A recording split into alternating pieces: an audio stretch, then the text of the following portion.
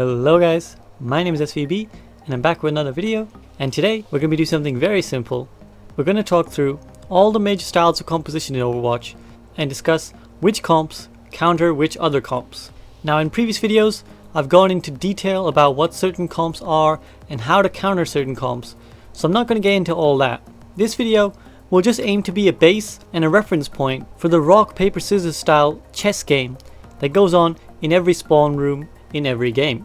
I know a lot of you struggle for ideas when you come up against a certain style of play, and this is by no means an exact formula, but I hope it'll at least help solve some of the confusion and misinformation. Of course, in Overwatch, anything run well will always beat anything run poorly. It's important that you see this video as a means of increasing your knowledge and understanding and not as a flow chart. But without wasting any more time, let's get to it guys. So the first comp we should discuss is the comp you're probably sick of hearing about if you're not already sick of playing against it. Bunker comps.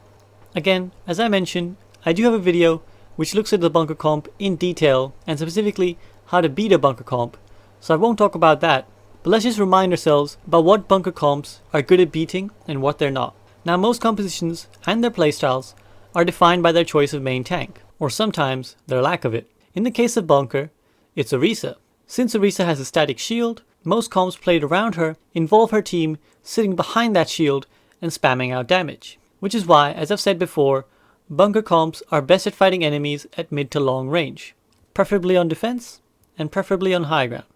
Most bunker comps excel at outputting more damage than their opponents, particularly those which involve a bastion.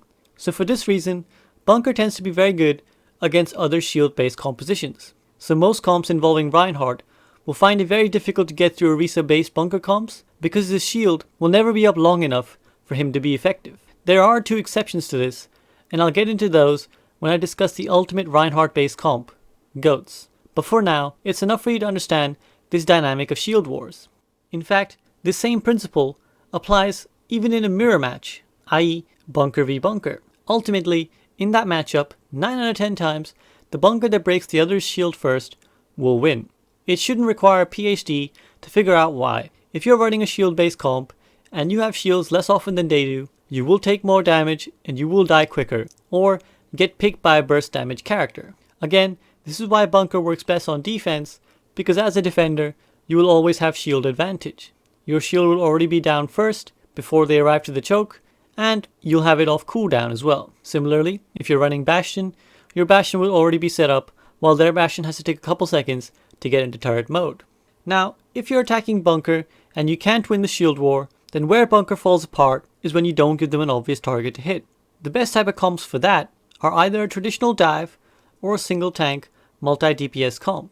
Why? Well, because these characters have very high mobility and are very hard to pin down. When you run a Rein, your entire team will be behind the shield, and when that shield breaks, you'll inevitably die. But if you're not relying on shields, and there's a bunch of you in different positions and different angles, then the bunker cannot get as much value because its spam damage will find it a lot harder to find a target.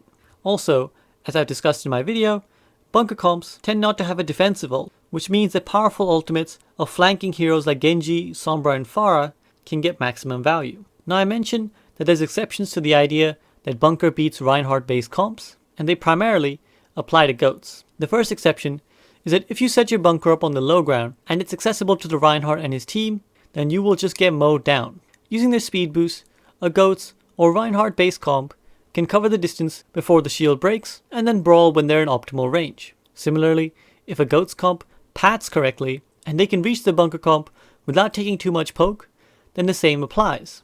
That's where bunker has to be smart about its rotations. If it thrives in long range, it has to keep itself at long range from its enemies. So this matchup ultimately comes down to execution, as most Goats matchups do. Now, where Goats is unequivocally strong is against dive comps. The reason the dive meta died out amongst the pro scene was because with the existence of 3 supports and 3 fat tanks, Goats took away the ability for anyone to get dove on. Of course, this relies on the supports and tanks peeling for each other, but as long as you stay together and don't let someone get isolated, you should never get beaten by a dive. And you should have at least 1, if not 2 powerful defensive ultimates to counter anything they throw at you. Now most of you probably already know that Goats is strong, and a well executed Goats will beat just about anything else. In terms of Goats counters, Well, that's where things get tricky. Obviously, if goats was easily countered, we wouldn't see the pros run goats on every map, on every point for a year straight. However, the good news for you is that unless you're playing in a tournament of some kind, or against a long-standing 6-stack, you're never going to face a well-coordinated goats comp like that in your latter games. Which means that there's no reason for you to be afraid if you see the enemy team coming out of spawn with goats. Now, in simple terms, you will have seen recently that the pros have started to run Sombra goats to counter regular goats. This is because EMP can be quickly farmed, and when used, being able to shut down the abilities of the characters and goats makes them nearly useless, so it makes for an easy fight win. Hacks have the same effect on a lesser scale. Now, speaking compositionally, where goats can be picked apart is with the long-range multi-DPS comp. Just to be clear, some of you might classify multi-DPS comps under the dive comp umbrella, but personally, I think it definitely requires its own category. A dive comp is generally still a 2-2-2 comp that relies on a well-coordinated jump from at least 3 members of the team on one primary target. Multi-DPS comps, for example, Hammond 2 healers and 3 DPS, or Hammond 1 healer and 4 DPS, do not quite work like that. They rely on the opposite of coordination, chaos. When you run a multi-DPS comp, you essentially want to turn the game into deathmatch mode and go for kills and kills alone. Because you only have one tank in Hammond, you have very little presence on the point. That means trying to fight on the objective is going to go badly for you. That's why though, multi-DPS comps can work really well against goats, particularly if you use a lot of long-range characters. It follows logic really. Goats is a comp that loves to play on the objective, so its counter is a comp that doesn't really care about the objective so much. Characters like Pharah, Hanzo and Junkrat, who can spam out lots of damage in a short amount of time while staying well out of the range of goats, can be impossible to deal with for that comp. Only D.Va can contest these heroes, and she can only contest one of them, meaning the other two are free to fire away. Once these DPS take lots of different angles against the goats, the Rhine will only be able to shield his team from a small portion of the damage, meaning eventually you will be able to poke them down. And particularly with the burst damage ultimates of Pharah and Junkrat, you can delete at least the supports before they have a chance to pop any defensive ults. The benefit of running a multi-DPS comp is that it's also a strategy that requires very minimal coordination, especially when you compare it to something like goats. In your latter games, you're probably going to get uncoordinated teams, and you're probably going to have 3 insta-lock DPS picks anyways, so you may as well just go with the flow. However, before you run off trying to do this all the time, it can be easily countered. And this is where the flowchart starts to come full circle, because the answer to multi-DPS is dive. Again, this is why it's important to distinguish between a traditional dive comp and a 3 or 4 DPS comp. Dive comps with Winston and D.Va are amazing at finding isolated targets, jumping on them and killing them quickly, one after the other.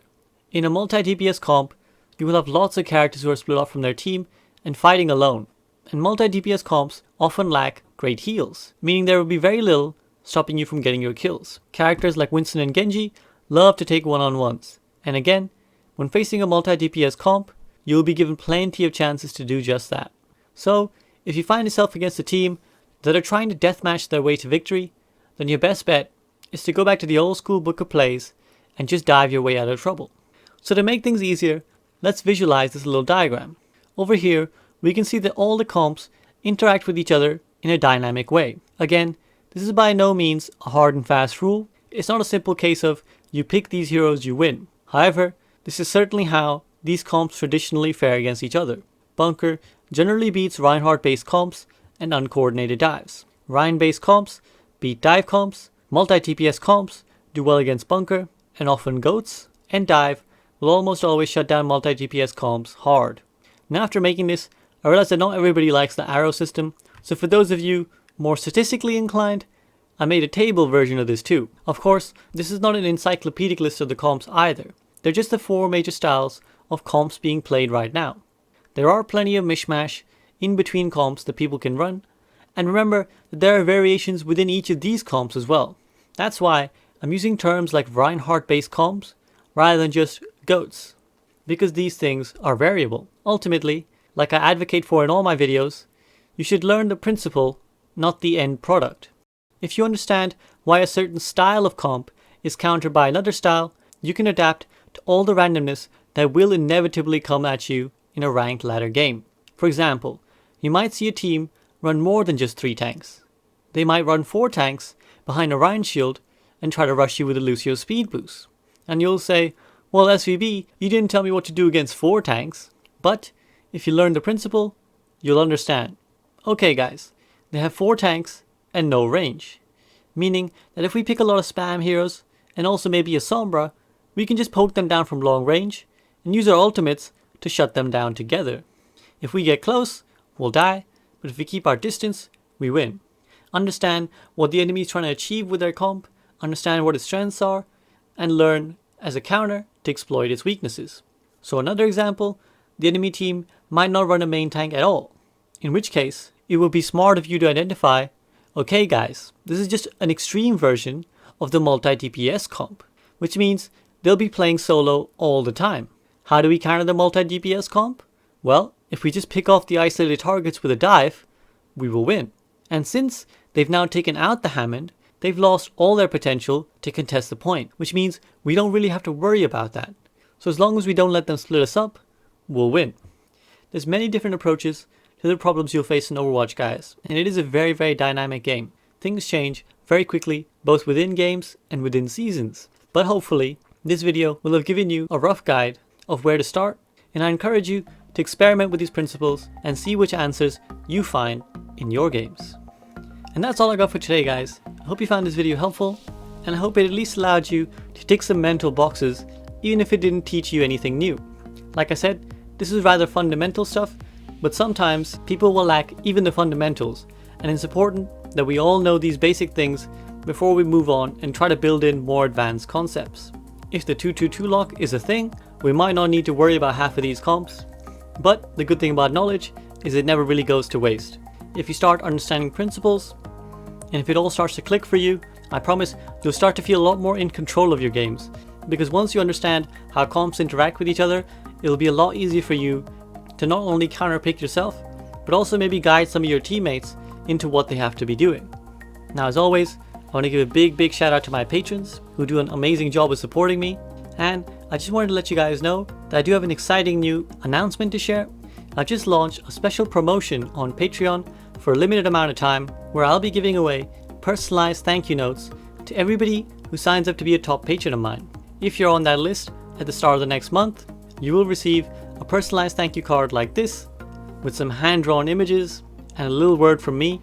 And yes, I am aware that I have the art skills of a toddler, but if nothing else, hopefully the card will provide you with some amusement about how bad I am at both drawing and Overwatch.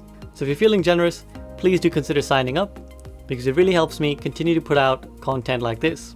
Otherwise, that's all I've got for today. I'll be back next week with another video. Thank you for joining me. See you guys soon.